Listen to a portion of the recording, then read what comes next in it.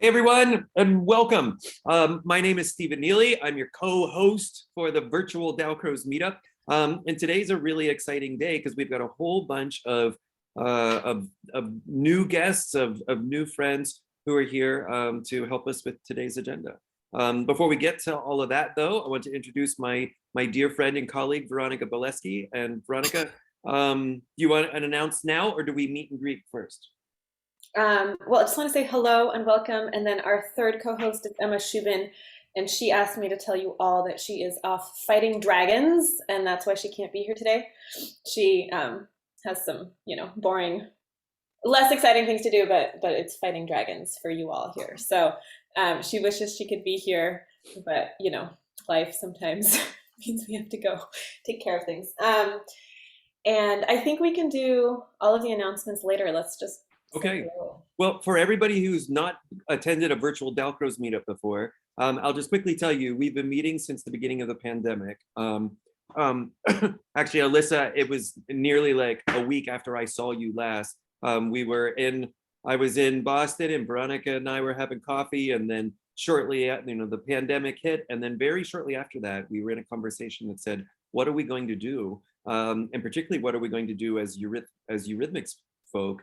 And so we started up these meetups, and they've become quite international. And we now have something like 80 hours of content that is at our YouTube channel based on these discussions and masterclasses. So our routine from the beginning has been the beginning of a little meetup. We're going to send you all to a quick breakout room. You have a full 2.5 minutes to introduce yourself, say where you're located, and either, if you're a teacher, say who do you teach, and if you're a student and aren't a teacher or don't think you're going to be a teacher, you can say, what do you do? What do you do as a student? And so we normally say, what's your name? Where are you located? And either who do you teach or who do you wish you taught? So you can say, you can choose from any of that variety. I'm going to quickly make the breakout room. Hold on. And that looks good. I will call you back in 2.5 minutes and say good morning or good afternoon to your new friends.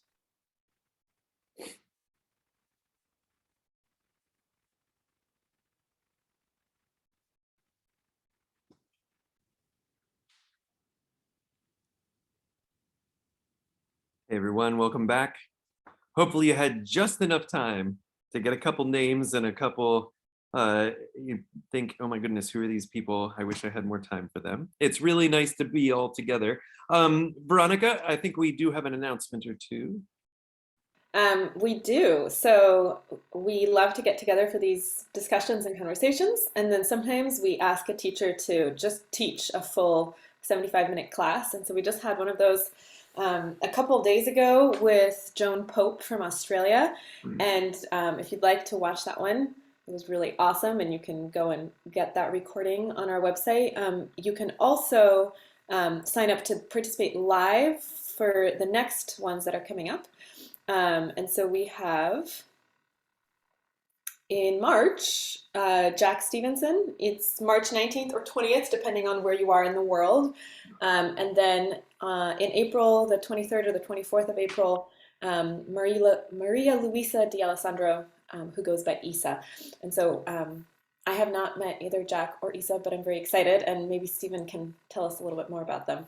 Yeah, they're both really wonderful people and great teachers. Jack is centered in Bethlehem, Pennsylvania. He holds the Diplôme Supérieur from Geneva, and he is a longtime Dalcrozian who specializes. I mean, he does all parts of the work. He's really into plastique anime. He's really into improvisation. But I've always as long as I've known him, which has now been probably 25 years or so, he always seems to have a special heart for solfege.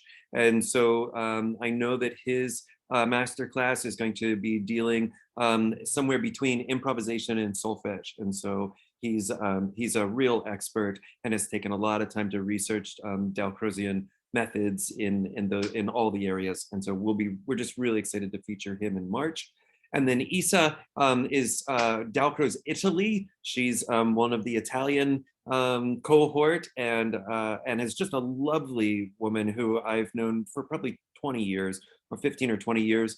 I always bump into her when whenever we go to the mothership in Switzerland, and we get to hang out together there. And so I've actually not taken a class of hers, but I've been in class with her many times. And she's just a tremendous human and a really talented musician. So I'm very excited to be able to feature her in April. So I encourage you all to register and come and participate. And if you have to miss it for whatever reason, consider registering anyway to grab the recordings. And so there you go. That's the end of our master classes this season. Well, today we want to do something that for the virtual Dalcroze meetup is a little bit different or a little bit special. The Dalcroze, Jacques Dalcroze himself came up with the initial ideas in response to working with young performers. He was at the Conservatory of Music in Geneva. He met his first round of students. They didn't hand him everything he was expecting to receive in those first meetings. And he then went on what became his life's work, trying to come up with ways of getting musicianship to be clear and tangible and relevant for young performers. And so the first task wasn't about working with anybody but conservatory students. And then it was only as he worked later and he did more of his what he called experiments that he realized actually we could solve a lot of problems if we got to work with the kids, with the little kids. And then he worked a little bit more and thought, well, actually this is really applicable to older people and younger people and people who are main stage performers, but also dancers and actors and factory workers and anybody. And at that point, it was just really turning out to be a very global sort of thing. A lot of times in these meetups, our discussions, not for any reason except it's who shows up, a lot of our discussions have been about pedagogy and childhood education.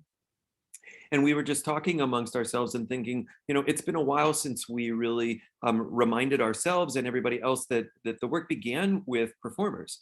And so let's have a little discussion about that. So we've invited a number of friends, old and new, to come who are coming from that perspective. We have with us a couple of active current students in undergraduate programs who are enrolled in Eurythmics coursework as part of their required curriculum. And we also have a student or three in the room who are past students of that training and who have continued their performance agenda and find themselves continuing to use these methods. They're not to necessarily be teaching others, but really just in their own musicianship and the way that the work makes sense. So with that as our opening, Veronica, we have somebody's first. Yes, so actually my duo partner, Elizabeth, who I have played with for many years, I'll let her introduce herself and just share some of her thoughts about Dalcroze and performance. Hi, everybody. Thanks, Veronica and Stephen.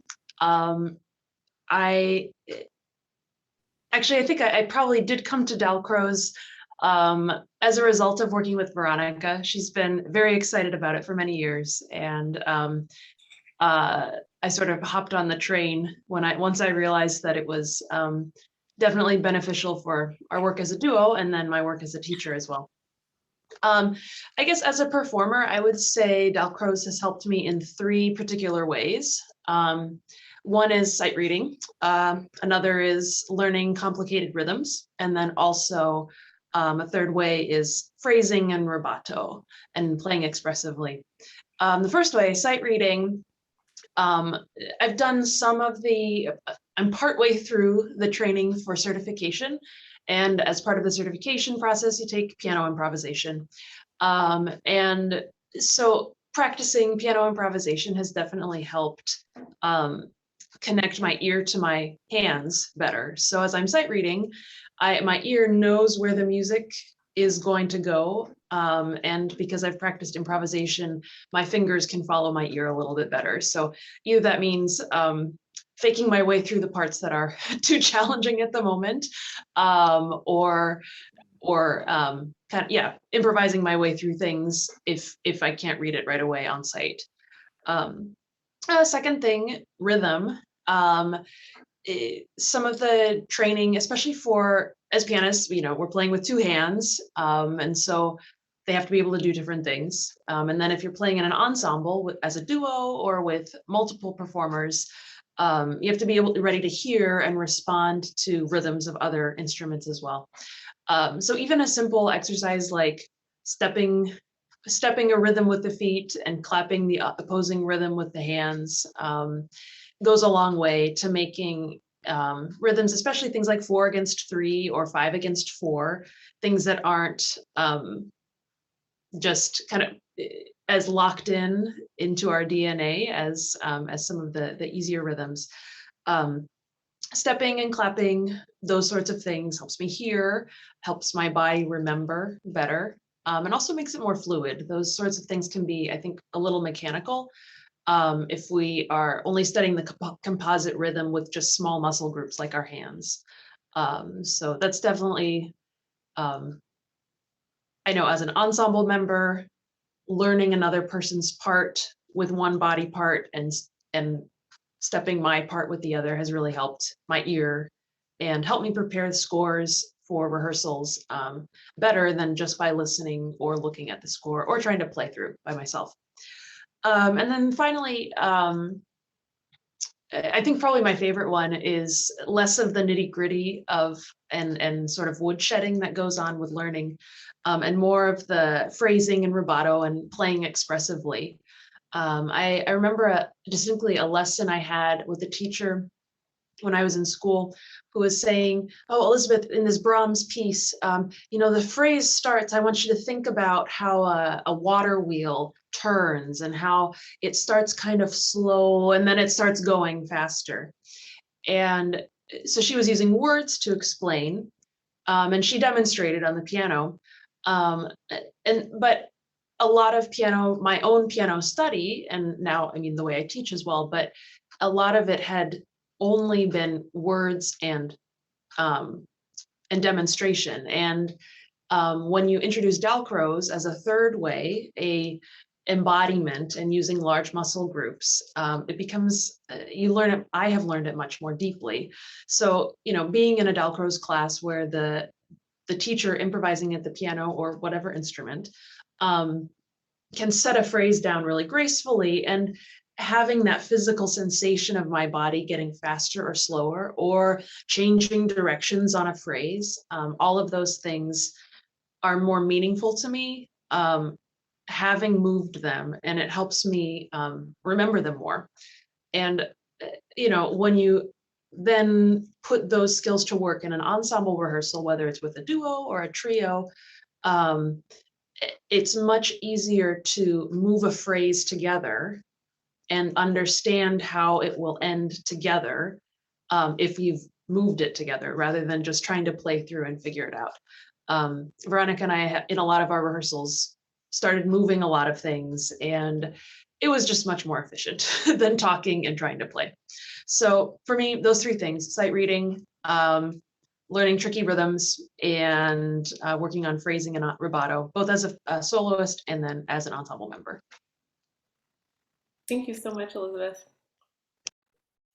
I've had a chance, Veronica and Elizabeth are this powerhouse chamber music duo, flute and piano, who I've had the pleasure of seeing it, I think, more than once. And one of the times that I watched, they actually gave a lecture demonstration of some of their score preparation methods, which are very Dalcrozian, and involves sort of walking through and moving through certain rhythmic passages in order to make sense of it. Really so interesting. We actually, this hour is going to fly by. We can just feel it already. So I'm going to try to keep everybody moving as we keep going. I want to introduce a past student of mine and a dear friend, Alyssa Wang. Alyssa, will you just introduce yourself? Tell us where you are. Alyssa did undergraduate and just violin degree at CMU, and then went on to master's degree and more than that, and now is doing more than that again. So I'll let Alyssa introduce. Yeah, hi, my name's Alyssa. I think I spent 3 semesters with Mr. Neely at Carnegie Mellon, and then went to Lincoln Conservatory for violin and conducting. So now I am a violinist and a conductor. Eurythmics has been completely necessary in all areas of my performance life, particularly with conducting. Mr. Neely, I don't know if now's the time to get into that. or if we're gonna. Yeah, Yeah, well, okay. why don't you do it? Why I, don't you talk I just, think like the yeah, by all means, why don't you share a little bit and then we'll try to get around the circle and then we'll try to see if we can get a second round. sure, So, sure. Yeah, yeah. Yeah, I think the biggest thing that I learned studying eurythmics at Carnegie Mellon was it was two things. The first was how to envision the concept of rhythm not in here but in like the body, so it's not so much about thinking the rhythm, more about feeling the rhythm. I play a lot of new music and like I rely heavily on like the intuition of rhythm to like get myself through certain passages just on a practical level. But on a physical level with my conducting, I think like I've had a lot of teachers who have tried to say like put your arm here, and they're very technical with um, the physical motions, and all this kind of came to a head a year ago when I was conducting an ensemble that I founded, and I was having a kind of reckoning with why I was feeling not like myself on the podium, and I kind of decided um, at the last minute that I was just going to forget all of the teachings of any conductor teacher that had ever taught me anything, and I would just rely on the natural physical flow of my own body, which is something that was heavily cultivated in my eurythmics classes. Um, and I found that relying on the flow and on um, uh, knowing how to transmit music through the body in the most natural, comfortable way, I was actually able to convey so much more of the music on the podium that way. And like, okay, I didn't look like, all of these people that were teaching me, but I looked very much like myself, which ends up being the most convincing thing on a podium at the end of the day, is just conducting in your own body. And, my body is different than my teacher's bodies, and their bodies are different than their teacher's bodies. So um, Eurythmics has been huge in my exploration of what it means to be a conductor. so good. Alyssa, what's the name of your new ensemble? And then tell us, just tell everybody else also the latest big gig there in Boston. So the orchestra that I founded is called the Boston Festival Orchestra. We're brand new, and I now work for the Boston Ballet as the assistant conductor. Very good. We're super excited about all of that. Good. I gotta flip over. Veronica, do you know who's next on the agenda? Before I'll look. Nicole, would you introduce yourself and share a couple of words about how eurythmics affects your performance? Yeah, so hello, my name's Nicole. I'm also a student of Dr. Neely's. I'm a current junior at Carnegie Mellon, and I'm majoring in euphonium performance, specifically also double minoring in ethics and gender studies. And so I've taken, my eurythmics background is basically 4 semesters of sequenced eurythmics with Dr. Neely. I've also taken a pedagogy class and a couple Dalcroze workshop type of things. And so I think that eurythmics has mostly influenced me in almost like 2 categories. There's kind of the performance aspects and more technical type of things, and then there's also the like development as just a holistic musician and how I sort of experience all of that. And so similar to what a lot of people have said, I think the concrete performance technique things have been rhythmic dictation. When doing dictation previous to eurythmics, it all felt pretty foreign. And I definitely struggled with the solfege part of it, like figuring out notes and I was more comfortable with rhythms, but after eurythmics, it's now just like a given to me, like, okay, I can figure out whatever this rhythm's gonna be, and I can just focus on the solfege, which is like my weaker suit. And so that was just super helpful for me to just feel completely comfortable in being able to rhythmically dictate things, and also the flip side of that, being able to sight read rhythms with just a lot more ease, especially doing mixed meter things. Whereas before eurythmics, it felt more like guesswork. Now it's just a lot more comfortable, and I can feel more kind of confident going into sight reading. And so those were really important, just being able to embody how rhythms feel and feel comfortable in expressing those. And then how it's helped me sort of see musicianship my musicianship holistically is especially how it's structured at CMU. You come in and a bunch of your freshman class is just in a Eurythmics room. You don't really know what Eurythmics is. You take off your shoes and you're walking around the room. And coming into college and doing that in your first week, it's a very just unifying thing for your whole like class of musicians. Mhm. And it helped me understand. We talked a lot about like what an ensemble is, and it helped me understand that a Eurythmics classroom, whether it's a workshop or a semester's length course, your classroom is an ensemble and you're all just working together through it. And so I learned a lot about just what it means to be an ensemble. And then I think part of that Eurythmics, of course, one of its cores is finding joy in music and just having at the core of it being a joyful experience. I think that helped bond everyone that you're in the classroom with. And I really think that's one of the aspects that keeps me coming back to Dalcroze is it helps me just remember the joy in music, especially being in, music college where a lot of times things can get bogged down in sort of the traditional orchestral style and like accuracy and things like that. And then especially during the pandemic, going virtually and feeling that disconnect of not being able to play in an ensemble versus like now you're focusing a lot more on solo work, you're doing things remotely, and having a Eurythmics background in like ultimately what matters is that you're finding ensemble, whether that's in yourself or with others, and finding the joy within that, I think are the most important aspects of Eurythmics. And it just helps ground you a lot in that way. Thanks so much, Nicole. I think we did okay. If those are the two things that you're walking away with, I think we're all doing okay. The man, I know I'm going to want more time by the end of this. Alex Wallach, would you unmute and introduce yourself and tell us where you are and what you study? And can I just say welcome, and it's so nice to meet you. It's nice to meet you too. So I'm Alex. I was born and raised outside of Philadelphia, PA, and now I'm in Cleveland, Ohio, studying at the Cleveland Institute of Music. I play the double bass, and I'm getting a Eurythmics minor here. And so my experience with Eurythmics is that I've taken, CIM requires us to take 4 semesters, every student is required. And then past that, there's another 4 semesters of courses that we can take as electives towards that minor, and then 2 pedagogy courses that I'm taking this year as well.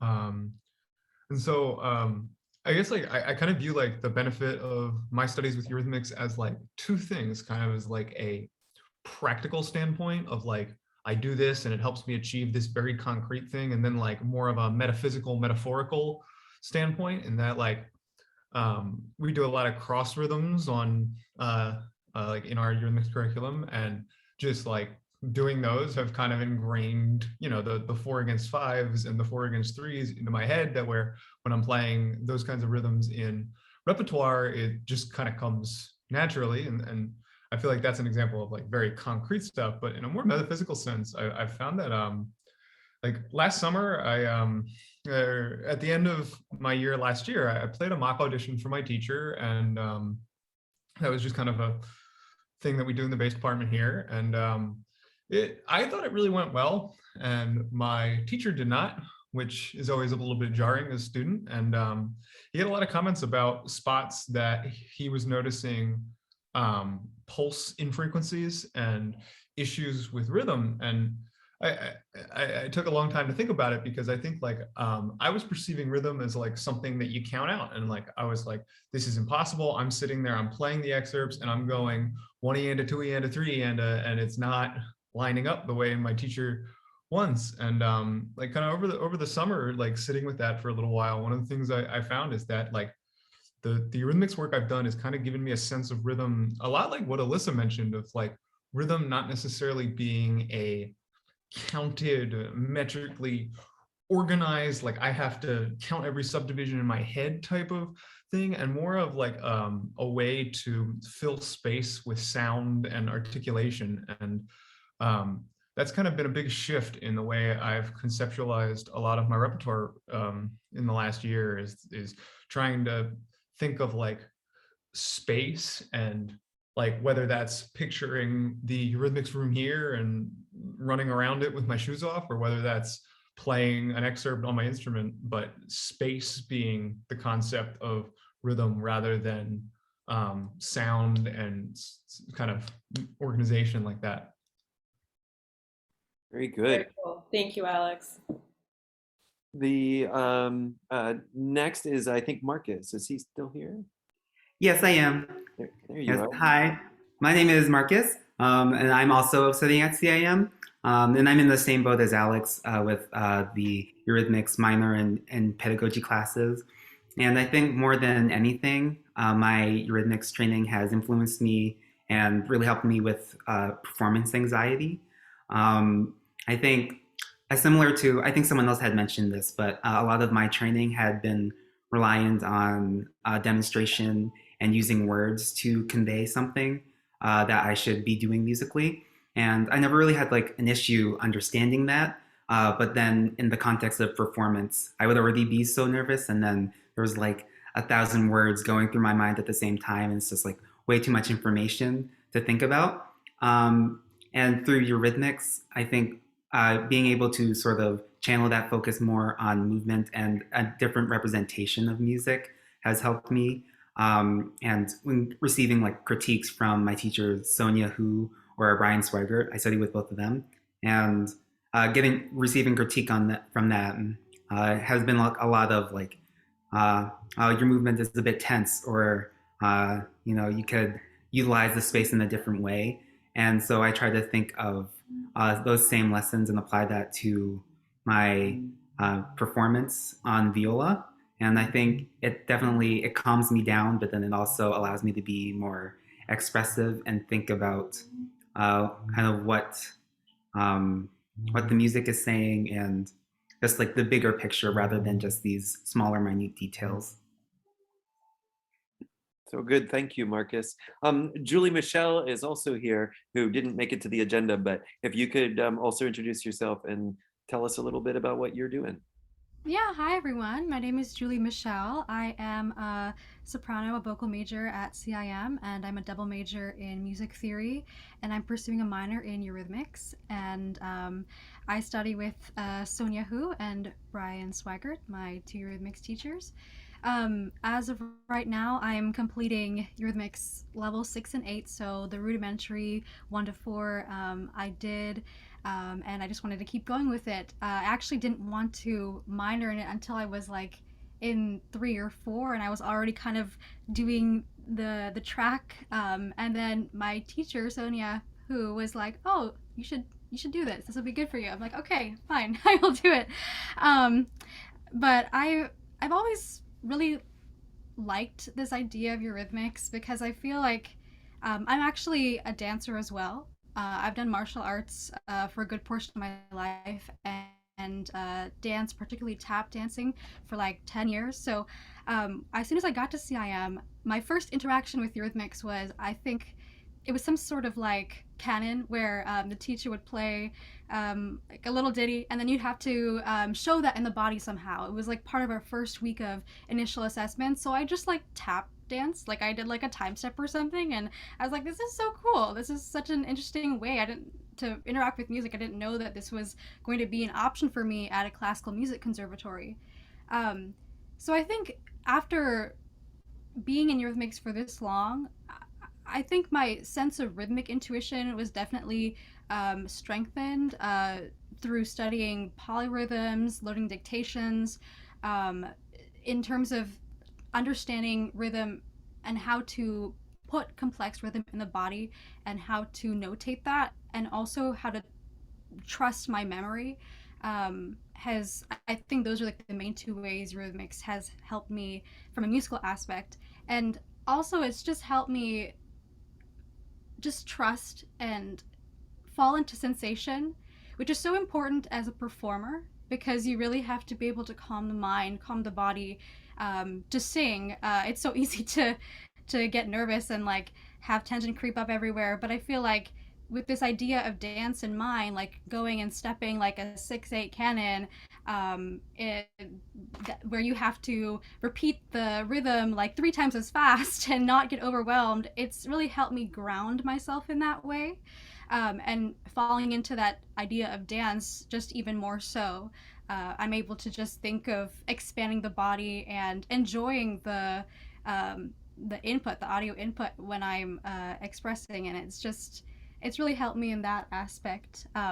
And when it comes to like just stepping into the practice room as I am in one right now, it really helps with sight reading, as mentioned before, and just working on passages that might have some 3 against 2 or something kind of wild. Like I'm not having to really think, oh my gosh, this feels so out of place, out of context. I'm actually working on Nocturne by Samuel Barber right now, and I realized like I'm actually doing it correctly. Like I'm not.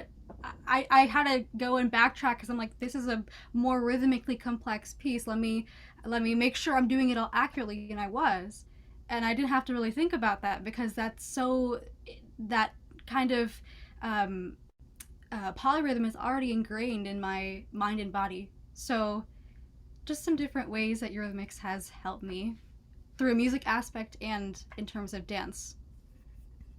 Thank you. So good.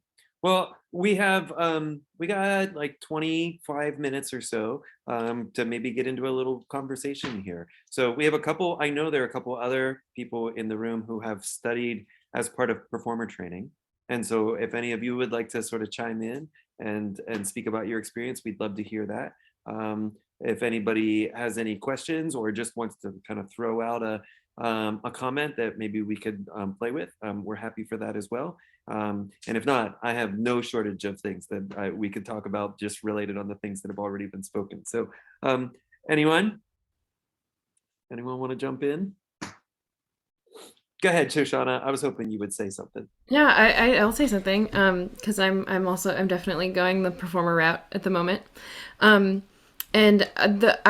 also play a lot of new music, and the one thing that I think I have been feeling recently that I didn't hear, which I mean I related to a lot of the things that everyone was saying, but I've been trying to do a lot more improvisation, like all types of improvisation, and I think that having a couple years of Delcroze training has really helped me, like, even if I'm not quite sure what I'm doing, be able to be like, no, I know that I can do something, and it's gonna be, and like also that it'll be not just like, oh, I've done some improvisation before, but like the way that Delcroze looks at improvisation and like personal musicality, I think makes me feel also that, you know, whatever it is that I'm doing is valid and is like worthwhile, and the whole concept of like everyone being a musician and having to find their voice. So I found that, I feel like that's been really interesting for me recently. So good, thank you. You know, I'm really excited about this conversation today, and I expect that I'll be trying to find ways for us to have this conversation extend over the next year or so, you know, in some of our meetups and some of our discussions. I think it's, from my perspective, as a many-year now Delcroze professional who's teaching lots of students at lots of different areas, it's, I sometimes worry that at the level of sort of like Delcroze-dom, we sometimes get a little lost in only in some of these very more narrow channels. And I think it's really wonderful when we think about what does it mean for an adult to take these courses for their own musicianship. And which is really not exactly the same thing as using these methods to teach children beginning musicianship, which is really important. And we have so many lovely tools that we can utilize for the kids. And then the idea, though, that an adult might take this work not just because they want to be a teacher of the work, but they might take this work because they themselves would like to be the musician who is growing, be the artist themselves who is growing. And I sometimes fear that it's possible to lose sight of that as adults take the work. Anytime somebody comes to Carnegie Mellon for our adult training, for our teacher training, it's one of the first ideas that I try really hard to impress upon them, that if you're only here to get a bag of tricks to have an easier time with the kids, I mean, you'll be able to find that here, but you probably won't be really happy. If on the other hand, if you're here because you yourself are on a journey to become a deeper musician, we got a lot to offer you. And yeah, along the way, you're also gonna, figure out all sorts of new and exciting ways to work with whoever your student body is. But I think it's the self first. We say kind of rule number one: the body is the first instrument. And so all of these methods are first trying to get whoever the student is to sort of notice that, which I think has been spoken here now a bunch of ways. Veronica. Well, and something else I noticed is just each of our presenters who shared and everyone who's making a comment is able to describe a different facet of Dalcroze education in a Dalcroze classroom because it is so rich, and all of you have your own unique perspective and what is important to you, right? And so like when Marcus mentioned that it helped him with performance anxiety, and I saw Nicole nodding along, right? Because actually all of us have probably felt that. Marcus chose to share that and center that experience, but like no one person can describe it all because it is so rich and so multifaceted. And when I teach my teenagers, I often tell them, okay, you've practiced, you have your music and you've looked at it from this perspective, you've practiced it this way, but now play it standing on one foot, and now play it really slowly, and now play it backwards, right? Like we have to look at the thing from many different ways, to many directions, to truly understand it. And in a sense, all of you sharing your perspectives about what does Dalcroze mean for you as a performer, like helps our Dalcroze community understand what it is that's actually happening there. Very good. Alex. Yeah. Oh, I just wanted to add, one of the things that I've found so fascinating about the Eurythmics world is that in talking, one of my really good friends from high school is actually a cellist at Carnegie Mellon, one of Dr. Neely's students. And when we kind of talked after spending like, a year at different conservatories, I just found it so fascinating how like the music theory that we were taught was like basically the same thing more or less, but like the way we were taught Eurythmics was like very different, but like very similar in the goals that it had, if that makes sense. And so I found that very interesting. So Alexander and the others from CIM, Sonia Hu is a dear friend, and I know of Brian Swiggert's work for many years. And so we just think very highly of the training that you are getting, and recognize that there's a wonderful history there that goes back to Elsa Findlay. And I mean, it's a really rich rich program that's been going on for so long. And at Carnegie Mellon, I've inherited a number of CIM undergrads who then come and do grad work at our school. And so I've had a number of TAs and people who I've worked with closely who have had the first training there. So first of all, I just wanted to acknowledge that. Secondly, just in case there's anybody who stumbles into this video from outside, and this might be an early introduction to the work, there are no two Eurythmics teachers who are going to do the same thing. There's no two of us that are going to say the same words or do the same exercise, class number 4 or something. It doesn't work that way at all. There are some basic principles that I think most all of us pretty much agree on as the sort of root principles, and then there's a number of traditions that we've inherited from our teachers and from Jacques Dalcroze himself. And then you take all of that and then you filter that through the lens of whoever the musician teacher is, the artist teacher, and all of a sudden we come up with with this wonderful recipe of how it is we're going to get into some music making. Sorry for all the noise here with our students. So very good. Who else? Something to contribute? I gotta mute before my puppy's here making all the noise.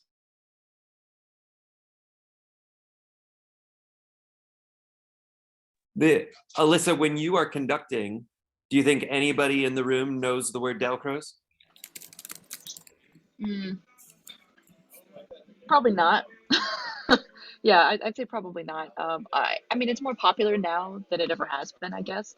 But I think the most important thing for me when I'm on the podium is that it's easy for people to understand what I want simply by looking at me.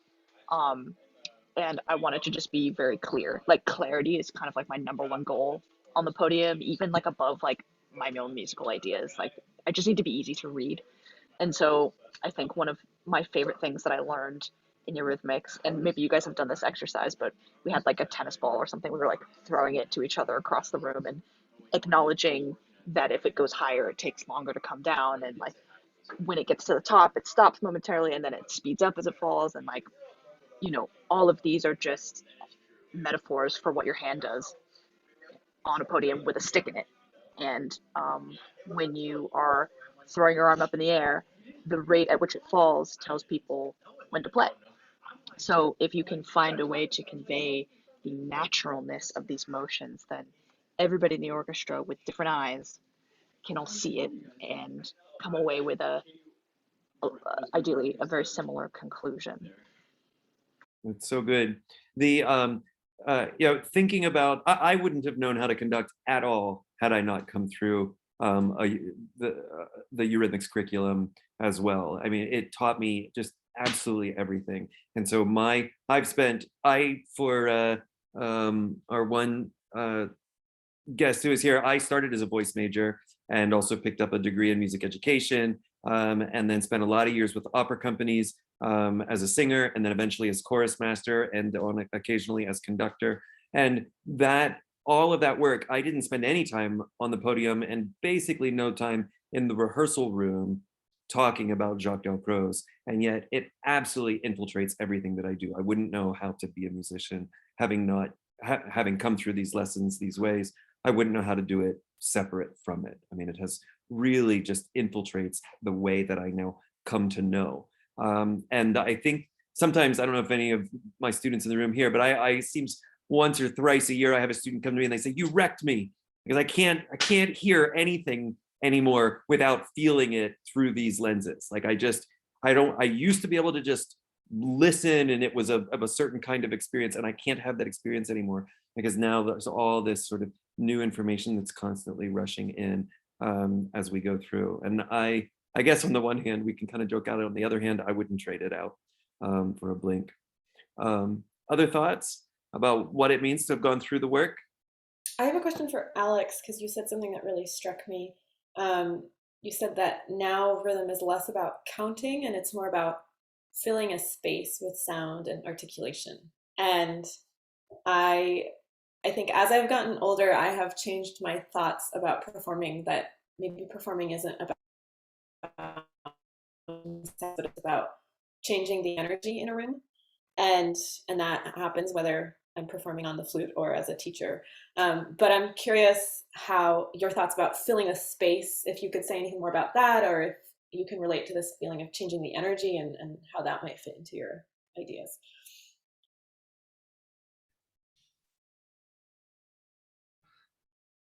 I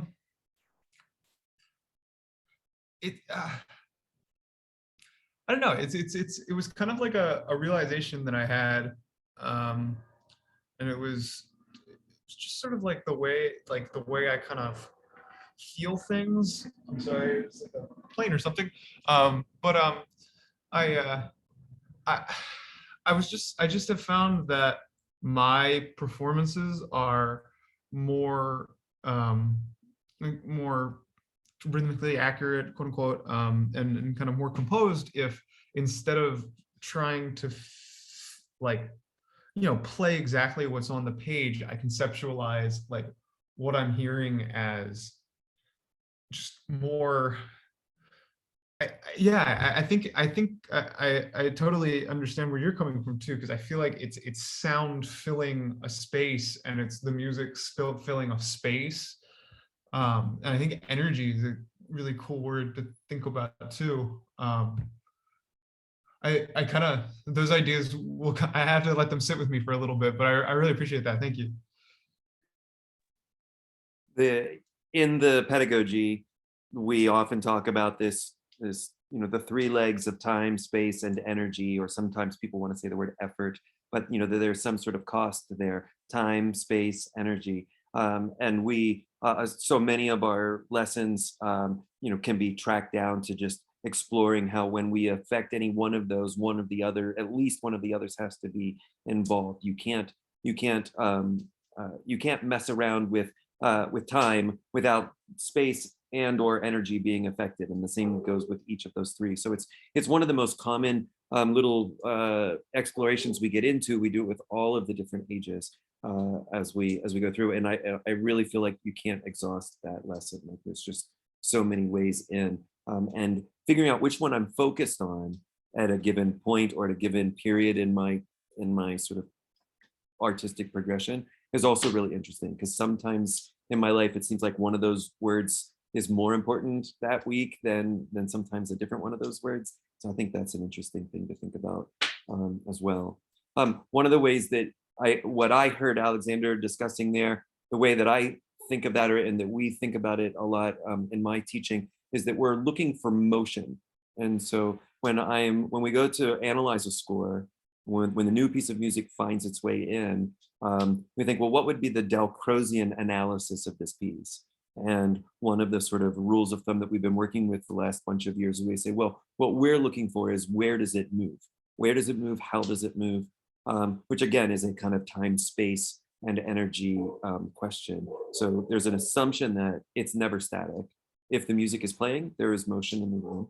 And so it's either moving toward or away from some point. And so we're looking for where are these moves, which is to say, where are these gestures, or where are these leanings, or where are the shift of weight, where are these built into the score? And then, as we try to discover that, we model in our own body, and then all of a sudden we show up now with something more concrete to play, rather than just the hitting of the very next note.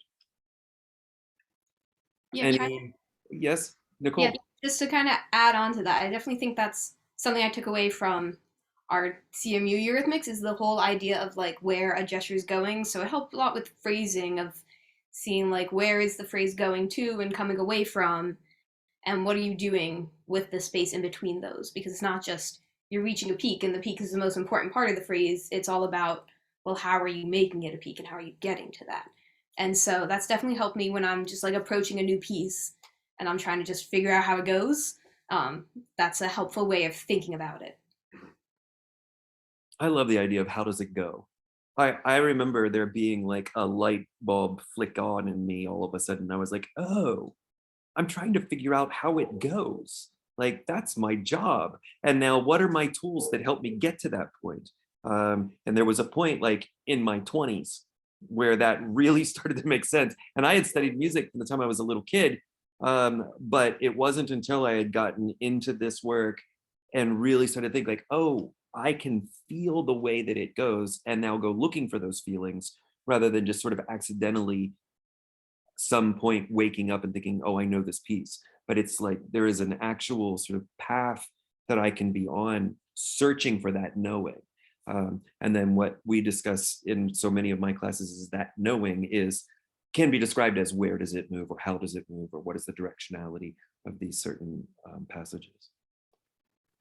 We're getting there.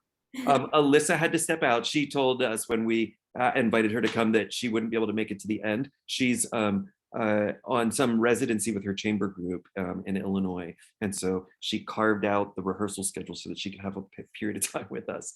And Elizabeth also is off to teach, so she has gone off to do that. Marcus, was it you who said that that you had a lot of words in your head from your teachers who used words? And then could you say more about the Eurythmics and how that maybe gets rid of some words, and what does it give you instead? Yes. I think a lot of what Sonia and Mr. Swigert both emphasize in our training is just the internalization of different processes. And ultimately, they'll like introduce different ways of conceptualizing and understanding rhythm in particular, but just like other musical things. But then really at the end of the day, that you can kind of like take what you will from them. And I think for me, it's been helpful in terms of internalizing, or I guess visualizing myself, I guess moving to the music that I'm making when I'm playing. That's something that I've been doing for a little a little while since studying eurythmics, and I think it's I think it's helped me a lot with just being more expressive, and also having more sense of direction and not feeling stuck musically, and always having like a destination, sort of, so to speak. Very nice. Selma and Sandra, if Sandra's still there, just while we have a couple minutes and we have all these CIM students, did either of you know Elsa Findlay, or did you see her teach, or do you, I think she, I met her and watched her teach in 1966. And actually Elsa was responsible for the sort of true beginnings of my research, because she gave me so many addresses, phone numbers, and cues about people to meet and things to pay attention to. But the best part was actually just watching her teach. And also then later, I had the great experience of going to CIM in 2018 to look at her archival materials, which I was very eager to do, and following up with an article about her, which I wrote in, I think it came out in 2019, about her work, but also thinking about the importance in her career of the fact that she wrote one of the most used and valued books on Dalcroze teaching. At the moment, I can't say its title exactly. I think I have it. I'll bring it. I'm sometimes having these little lapses right now, but Rhythm and Movement, I think, is the main title. But anyway, she had the incredible luck of having some of her conservatory students actually work to illustrate. That's it. The subtitle is what I couldn't remember. So the main title is Rhythm and Movement, and then it's called Applications of Dalcroze Eurythmics. And the illustrations of it are just wonderful, because they were created by two people who were her students in her courses. One was an artist who drew these incredible diagrams of the sort of sense of movement and the direction, the destination, all these kinds of things you all are talking about so well. And then the photographs were by another of her students. And he just, I had phone interviews with both of these people in 2018, actually, the photographer and the artist, who told me about the wonderful experience of studying with her, but also about what it was they were able to bring to the process of her, of creating images and photography for her book. And that was exciting as well, because the sense of timing and the sense of when the camera had to snap the picture to show exactly the landing or the exact dynamic that she was working with. That was wonderful. So yeah, Cleveland Institute's a really key place for me as a sort of Dalcroze heartthrob. so good. Thank you. I think that's really, while we have experts in the room, it's really great to get a little bit of that information, and I would think really nice for the current students there. Sandra, did you have anything you can add? Well, I read Selma's article on Elsa Findlay. It was just fantastic, and all her work with dancers in New York City before she went to Cleveland, and such a seminal person in the work in the USA. I just want to take a moment to say a huge thank you to every person here. I was just so thrilled, really thrilled to hear this talk about performance. Sorry, I'm getting upset.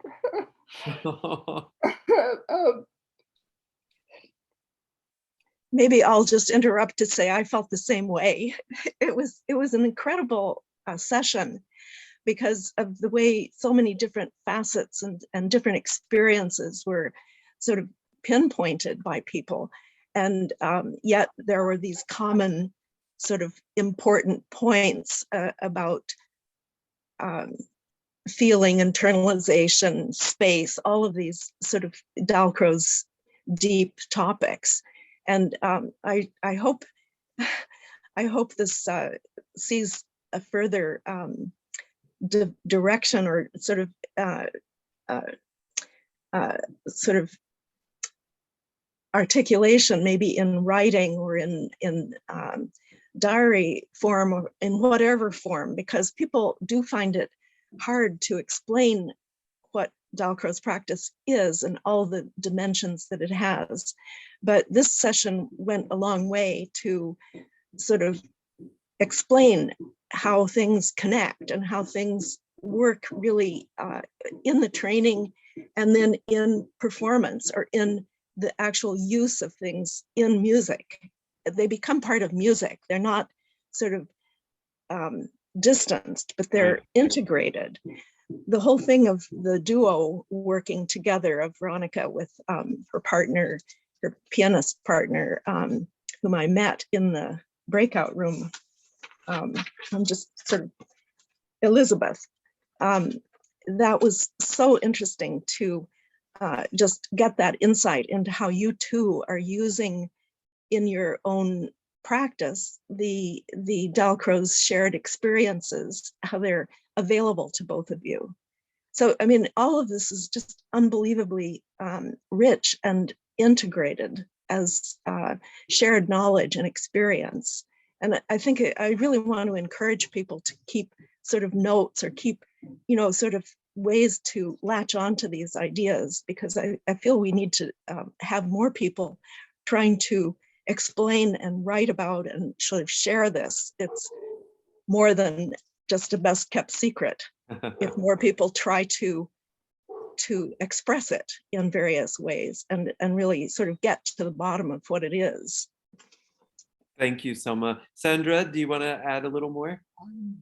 Yes, I came to Eurythmics through piano performance, and so many things you said today, I really felt it here. I had no intention of becoming a Dalcroze teacher, but I did a piano major, and I only started doing Eurythmics at the end of my university training with Heather Gell. And in this country, the work has been mainly geared towards teaching young children.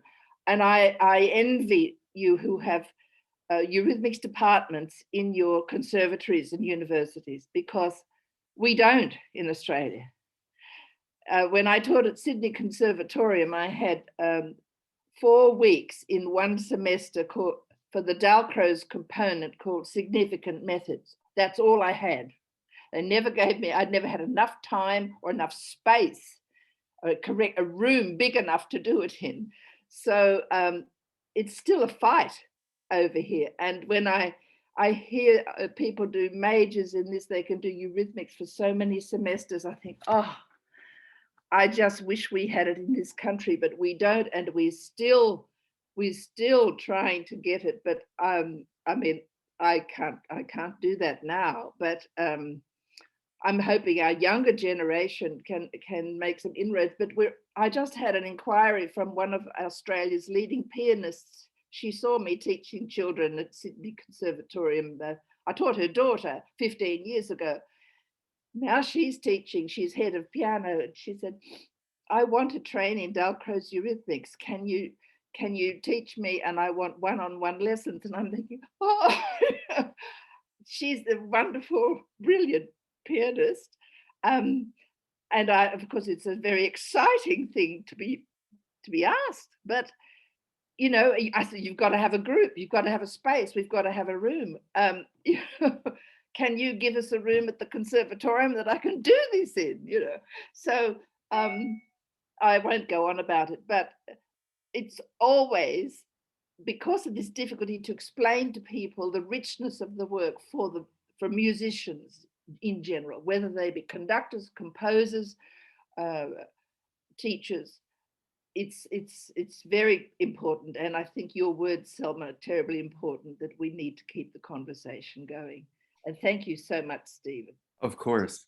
Wonderful. Of course. Well, I am just for my new friends in the room who maybe don't know all of the history and all of the background, Sandra Nash is a internationally recognized treasure of a teacher, centered in Australia. And she's been to the States many, many times and has been brought all around the world as a master teacher. And Selma Odom is in Canada, and is a historian and a dancer, and has been writing and researching about this work for many years. They're both absolute treasures and dear friends, and we are so honored anytime either of you show up. So thank you both for being here.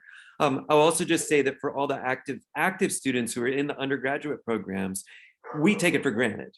It's just part of what CIM does. It's just part of what CMU does. We don't even think about it. We don't take any time to think. I mean, we know that no one else does it except like 3 other places, but mostly it's just kind of common. And it's normal, and we're happy to be in it, most of us, and it works. But if you can just hear sort of the heartfeltness that is, that's being described here, it's because it's such special work. It's unique. It takes a commitment. It takes a culture to keep it going. And so we can all thank our teachers for getting us to this point. And then we can continue to just enjoy the work and try to push the work and the opportunities that we have. Well, we normally end right on time. But today we just had to let it run over just a couple minutes so that we could hear from our last ones. Yes, Veronica, do you want to make that announcement? And Yeah, just all of these new people that we've met today, you have really contributed a lot to this conversation, and so we hope you come back. If you just add yourself to the mailing list at virtualdalcroze.org, then you'll get an email from us about every week or two with the next meetups. Some of the discussions are like this, and some of them are paid master classes. So you're welcome at any and all of them, and we have scholarships available. So if you want to attend the master classes and for any reason just can't pay the fee, just let us know, and we can arrange for a scholarship for you or anybody you might know. So, all right, I gotta run because I have a student coming in 7 minutes. All right, thank you, Veronica. Thank you, everybody. Sign off. And everybody else, thank you. And to the friends from CIM, thank you so much. And for my students and everybody else, we love you, and we will see you at the next meetup. Thank you very much.